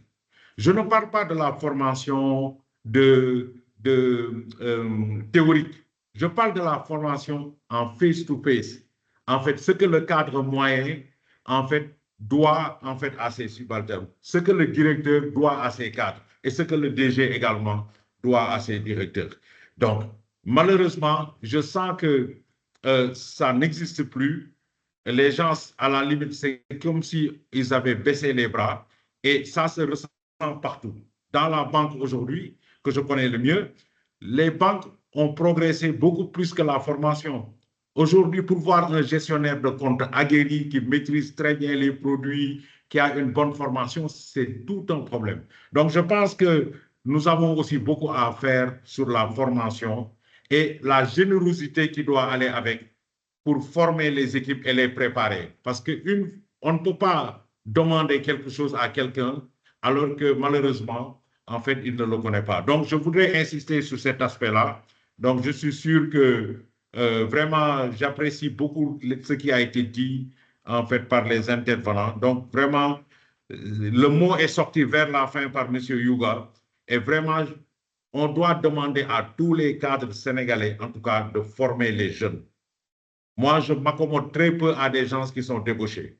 D'ailleurs, aujourd'hui, j'ai lancé ma propre activité, mais je suis beaucoup plus enclin à aller chercher des étudiants, à les former moi-même pour essayer d'avoir une sorte de culture maison et qui me permettra d'avoir ce que je veux. Donc, je voulais juste partager également ces ressentis parce qu'il y a beaucoup de choses à dire. Je vous remercie. Merci beaucoup, M. Gueye. Merci beaucoup. C'est un plaisir de vous accueillir aussi ici parce que vous pouvez être aussi panéliste ou intervenant comme les trois autres. Maintenant, il y a M. Cham, Amadou Cham qui voulait intervenir.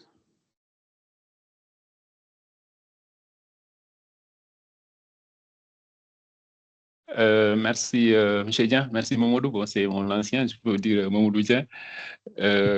J'ai suivi avec intérêt voilà, cette présentation qui est de haute qualité. Je remercie l'ensemble des présentateurs, l'ensemble des intervenants.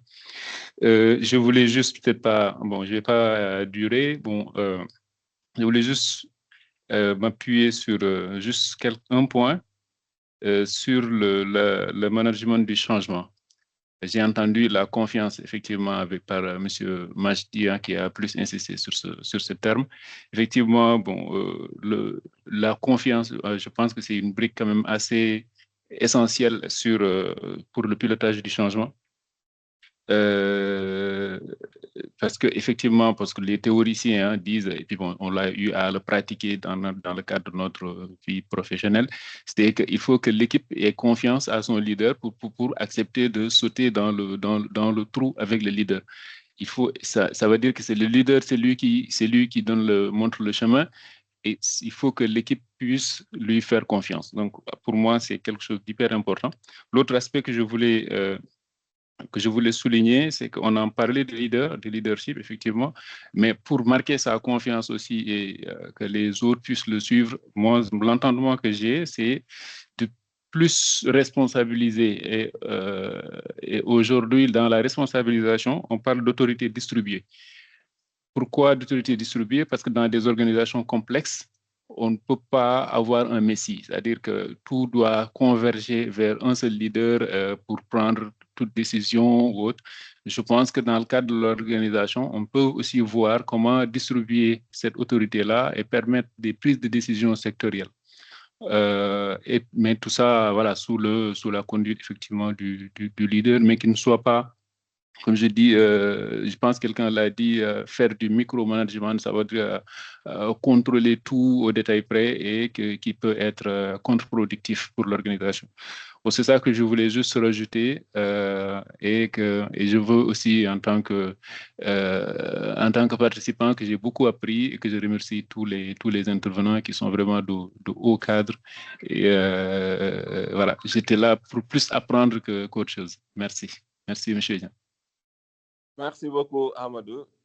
Merci beaucoup. C'est un plaisir aussi de te voir ici, de voir les autres ici.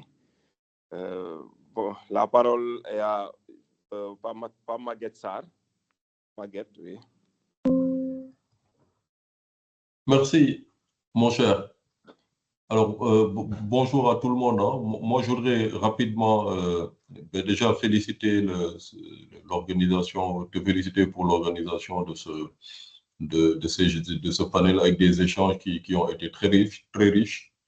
Et également, on a senti voilà, tout le retour d'expérience et l'expertise justement à travers ces différents profils-là, dans l'approche qu'ils ont eue pour aborder ces problématiques centrales. Et moi, je me réjouis d'avoir eu cette opportunité-là de suivre ces débats. Alors, j'ai une petite préoccupation hein, qui est relative justement à ce que j'appelle peut-être la transposition des standards de management du privé vers le secteur public, que d'aucuns ont touché du doigt. Hein. Je pense que M. Gay Alpha l'a un peu brossé, et également M. Sow. Vous savez qu'aujourd'hui, moi-même, je suis peut-être dans la même situation que M. Gay, où j'ai fait plusieurs années de secteur privé, banque, donc ça veut dire qu'avec des standards quand même de management et de contrôle et de suivi de l'activité très cadrée, pour me retrouver ensuite dans le secteur public. Et donc, justement, pour moi, est-ce qu'il ne faut pas également axer la réflexion sur ces passerelles-là, entre guillemets, qui peuvent être mises sur place, mises sur pied plutôt, et qui doivent permettre justement de pouvoir trouver cet équilibre-là en termes d'atteindre des objectifs. Bien entendu, les objectifs publics sont parfois peut-être vus comme étant antinomiques à ceux qui sont privés, mais pour moi, il est important que nous puissions justement, tout ça peut-être dans le cadre de la conduite du changement, voir comment est-ce qu'il peut s'opérer justement cet équilibrage-là qui va permettre de pouvoir, pour certains concepts qui sont applicables dans le secteur privé, en faire également sien dans le secteur public. Donc, je suis resté quelque part un peu sur ma faim par rapport à ce leadership-là, je ne sais pas, qui est peut-être transformationnel. Et c'était un peu voilà, la préoccupation que j'avais et que sûrement, peut-être certainement, je pourrais être comblé en termes de réponse peut-être dans d'autres panels. Donc je tenais à vous remercier encore une fois et à vous féliciter. Merci beaucoup. Mamadou, je voudrais bien intervenir sur ce point précis. Je pense que je l'ai dit au début, il n'y a pas une façon de créer de la richesse pour le secteur privé et une façon de créer de la richesse pour le secteur public. Les démarches sont les mêmes. C'est une bonne gouvernance, c'est la gestion des ressources, etc. La grosse différence de fond entre le secteur public et le secteur privé, c'est que le secteur public, dans le secteur privé, vous avez des actionnaires à qui mettent leur argent. Dans le secteur public, c'est vous, c'est moi, c'est le citoyen lambda qui est actionnaire. Et la perception qu'on a dans des pays comme le nôtre, c'est que comme c'est de l'argent public, ça n'appartient à personne, on n'a pas forcément besoin de rendre compte. Ça, c'est la première grosse différence. Et quand on n'a pas besoin de rendre compte, il n'y a pas de redevabilité. Ça, c'est la première chose à faire. La deuxième chose, il faut dire que tous les outils existent. Quand je dis tous les outils d'évaluation, aussi bien dans le privé, qui existent dans le privé, existent dans le public. Dans le secteur public, on parle de contrat de performance. Ce qu'on appelle contrat de performance, c'est que toutes les entités du secteur public doivent avoir ce qu'on appelle un contrat de performance qui permettent d'évaluer le directeur général et ses études et ses équipes chaque année, et sur cette base, on paye une prime ou pas. Et cette démarche, elle vient des concepts qu'on appelle le New Management public, qui consiste à dire, essayons de mettre en œuvre dans le secteur public les bonnes pratiques du secteur privé et permettre maintenant à l'administration centrale à qui on prend une partie des missions de se concentrer sur son cœur de métier. Maintenant, tous les outils existent. Ce qui se passe, c'est qu'est-ce qui se fait dans la réalité. Je pense, Baila l'a dit, quand vous venez du secteur privé et que vous allez dans le secteur public, vous ne pouvez pas savoir toutes les frustrations que vous vivez parce que vous avez les leviers et vous savez ce qu'il faut faire pour faire avancer les choses, mais vous n'y arrivez pas. Vous n'y arrivez pas parce qu'il y a des résistances qui sont très fortes et à des niveaux insoupçonnés. C'est quelque chose qui est propre au Sénégal. Ça, je pense qu'il faut le dire. J'ai beaucoup fait de la recherche documentaire dessus. Vous allez en Côte d'Ivoire. Ils ont ce qu'on appelle une direction générale du secteur parapublic. Ça veut dire une direction générale qui ne s'occupe que de ça. Et quand vous arrivez en fin d'année, vous ne faites pas vos résultats, mais vous êtes enlevé. Vous ne restez pas. Vous n'êtes pas forcément... vous êtes évalué sur la base de critères très objectifs. Vous allez en Côte d'Ivoire, la poste est rentable, l'aéroport d'Abidjan est rentable, vous prenez le Sénégal. Toutes nos structures sont déficitaires. Et je pense que c'est ça le gros chantier qu'il faudrait mener si nous voulons arriver à nous en sortir. Un pays ne se développe pas uniquement... Un pays doit se développer sur la base d'un appui que le secteur public doit apporter au secteur privé. Mais si le secteur privé est défaillant, en général, c'est très, très compliqué. Donc, j'insiste vraiment pour dire qu'il n'y a pas une méthode pour le secteur privé d'évaluer, il n'y a pas une méthode pour le secteur privé de mettre en place des budgets, de faire le suivi, d'avoir une vision, d'avoir une stratégie. C'est exactement la même chose. Mais nous avons de gros dysfonctionnements.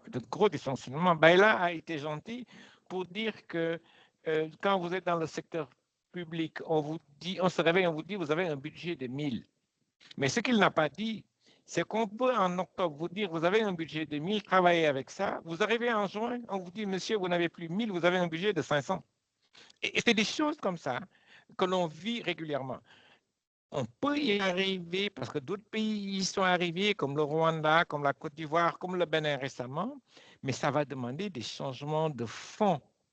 Parce que la compétitivité d'un pays, ce n'est pas la compétitivité des entreprises publiques, mais c'est la compétitivité de l'administration publique. Et si on ne règle pas ces dysfonctionnements, ce qui va se passer, c'est qu'on va continuer à tourner en rond. Je pense que c'est notre système qui a un problème.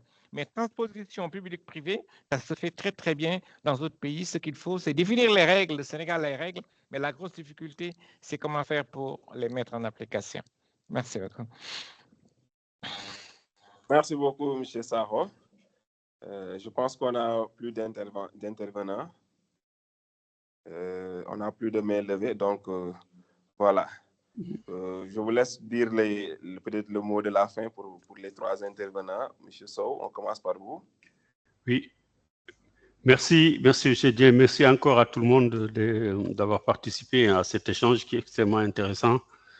On a terminé par quand même le sujet le plus préoccupant parce que c'est un sujet qui engage le développement ou non de notre pays.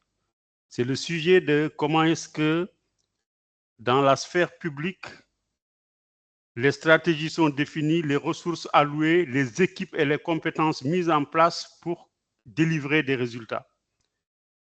Je pense que ce n'est un secret pour personne autour de ce débat que de 1960 à aujourd'hui, toutes les nominations et les mises en responsabilité à certains niveaux sont à 90% politiques. Je pense que le premier pas doit commencer par là. Mettre les compétences qu'il faut à la place qu'il faut, ça c'est la première chose. Et la deuxième chose, notre frère Lansana l'a dit, c'est l'allocation des ressources et aussi le côté sacré des budgets et des ressources qui sont allouées, parce qu'on ne peut pas promettre des résultats, mettre en place les profils compétents, si tant est qu'ils le sont, et ne pas allouer et donner les ressources qu'il faut. Parce qu'en réalité, les ressources, ce n'est rien d'autre que les outils qui nous permettent d'atteindre les objectifs que nous nous sommes fixés. Donc, en faisant ce jeu de chaises musicales ou en allouant des ressources, en coupant par-ci et par-là. Moi, je suis président du conseil d'administration de l'université Amadou Mahtar Mbow. On reçoit un budget qui est le budget quasiment en termes de masse financière, de volume, qui était le budget de 2023 quand il n'y avait même pas 1000 étudiants. Aujourd'hui, il y a près de 2500, voire 3000 étudiants. Vous avez un budget qui est déficitaire de 700 millions de francs avant même d'avoir commencé l'année. Comment voulez-vous délivrer des résultats dans ces conditions-là? Donc la question, c'est il faut que nous ayons les moyens de nos politiques, les moyens de nos ambitions. Nos pays ont très peu de ressources. Il faut être imaginatif, il faut trouver des méthodes. Mais encore une fois, le véritable problème, il est celui-là. Les profils, les ressources qu'il faut, et puis l'imbrication entre le politique et le public, et dans certains cas même, voire plus loin, c'est un peu cette articulation-là que nous n'arrivons pas à faire. La véritable force doit être dans une fonction publique neutre, républicaine, totalement indépendante, avec des gens compétents, des procédures et autres compétents, et qui sont protégés des abus politiques. Parce que tant qu'ils sont à la merci d'on nomme les gens dans tous les sens, effectivement, il peut y avoir aussi, parce que les politiques ont un agenda, ils ont aussi des attentes, il y a des demandes, etc. Ils sont dans une situation extrêmement compliquée, mais je pense qu'on a quand même de quoi se poser des questions. Je ne parle pas de maintenant, je parle de 1960 à aujourd'hui. Ce dont je parle, je pense que c'est une constante dans la République, au point que tout le monde est à l'aise pour en parler, pour ne pas être pris pour partie prenante ou parti pris ou pas. Voilà ce que je voulais dire. Encore une fois, merci à tous d'avoir participé à cet échange. Merci beaucoup, M. Sow. Merci pour ce beau message aussi adressé à tous. M. Yacine, le mot de la fin. Merci beaucoup, M. Dieng. Je veux d'abord remercier de l'intervention de Alpha Balaye, effectivement, que je connais bien. On a été partenaires. C'est un excellent banquier. C'est quelqu'un de proactif et qui tient ses engagements. Et aujourd'hui, il est dans l'entrepreneuriat et dans la formation et dans la finance. Et je lui souhaite tous mes encouragements et n'hésitez pas à faire appel à lui. Il est d'excellents conseils dans le secteur financier. Voilà, pour le mot de la fin, voilà, vous nous aviez proposé de donner un conseil clé pour les leaders en devenir. Moi, ce que je voudrais dire, c'est qu'un leader fixe une direction. Un grand leader embarque son équipe, mais un leader d'impact donne à chacun les moyens d'exécuter la vision. Et quand je dis les moyens, c'est toute forme de moyens, c'est pas que les moyens matériels. Hein. Voilà. Merci beaucoup. Merci beaucoup, M. Majdi et M. Sakho pour le dernier intervenant avant pour clôture. Ben, merci beaucoup. Hein. Merci. Je tiens surtout à te féliciter pour cette excellente initiative. Je pense que ça se répétera et je t'encourage vraiment parce que je pense que des échanges comme ça, malheureusement, ça manque beaucoup dans notre pays où on discute de façon ouverte, on essaie de voir comment trouver une solution. Je vais intervenir à 3 niveaux. Le premier, c'est ce que ça doit être un leader. Hein. Je pense que la première chose, c'est une probité morale qui doit être irréprochable. C'est également une compétence, mais c'est surtout une générosité pour partager, parce qu'on ambitionne tous, en tant qu'être humain, de pouvoir évaluer. Le second point, c'est les défis auxquels notre pays est confronté et qui n'ont nous amené à avoir un secteur public performant. Le Sénégal, c'est 300 000 jeunes qui sortent des écoles chaque année. Sur les 300 000 jeunes, c'est 30 000 qui trouvent du travail dans le secteur productif. Et ce sont des chiffres clés qui doivent tous nous interpeller. Mais l'économie d'un pays, c'est d'abord le secteur public qui le fait. Et je pense qu'on vient de parler de ces transformations qu'il faut, mais c'est également mettre en avant le secteur privé. C'est le secteur privé qui crée des emplois. Et pour que le secteur privé puisse se développer, il faut un cadre incitatif. Il faut de la confiance, il faut de la volonté.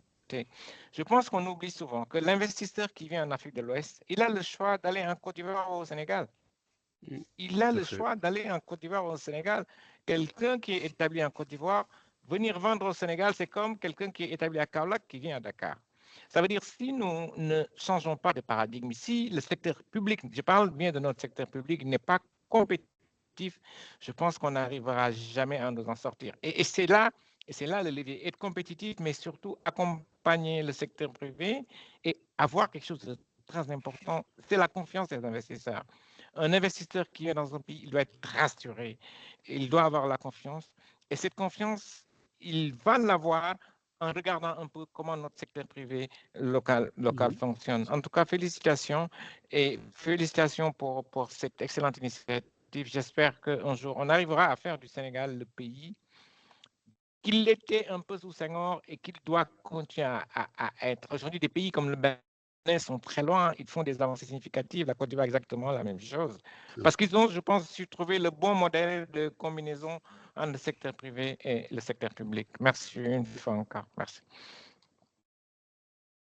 Merci beaucoup. Donc, je pense qu'on a fait le tour et c'est à moi de vous remercier, M. Saho, M. Sow, M. Yassine et tous les autres intervenants que je connaissais, comme M. Gueye Baïla, Mokade Amadou Cham, les autres, mes collègues qui sont là aussi. Donc, je vous remercie et je vous assure que je ferai tout pour... Je suis en train même de penser au deuxième webinaire qui va suivre avec d'autres, intervenants, pourquoi pas ceux qui sont là avec d'autres encore. Donc, on va y travailler pour très bientôt même. Donc, je vous dis aussi, n'oubliez pas aussi qu'il y a le forum et la nuit des Litsen le 14 juin. Donc, on cherche toujours des partenaires, des sponsors pour pouvoir réussir cet événement. Et on a déjà des sponsors qui sont là, mais on a besoin de beaucoup plus de sponsors aussi pour continuer. Donc, je vous remercie et on se donne rendez-vous à très bientôt. Merci à tous les intervenants. Je ne saurais vous dire merci assez. Donc, merci à tous les intervenants. Merci beaucoup. Bravo, au revoir. Au revoir.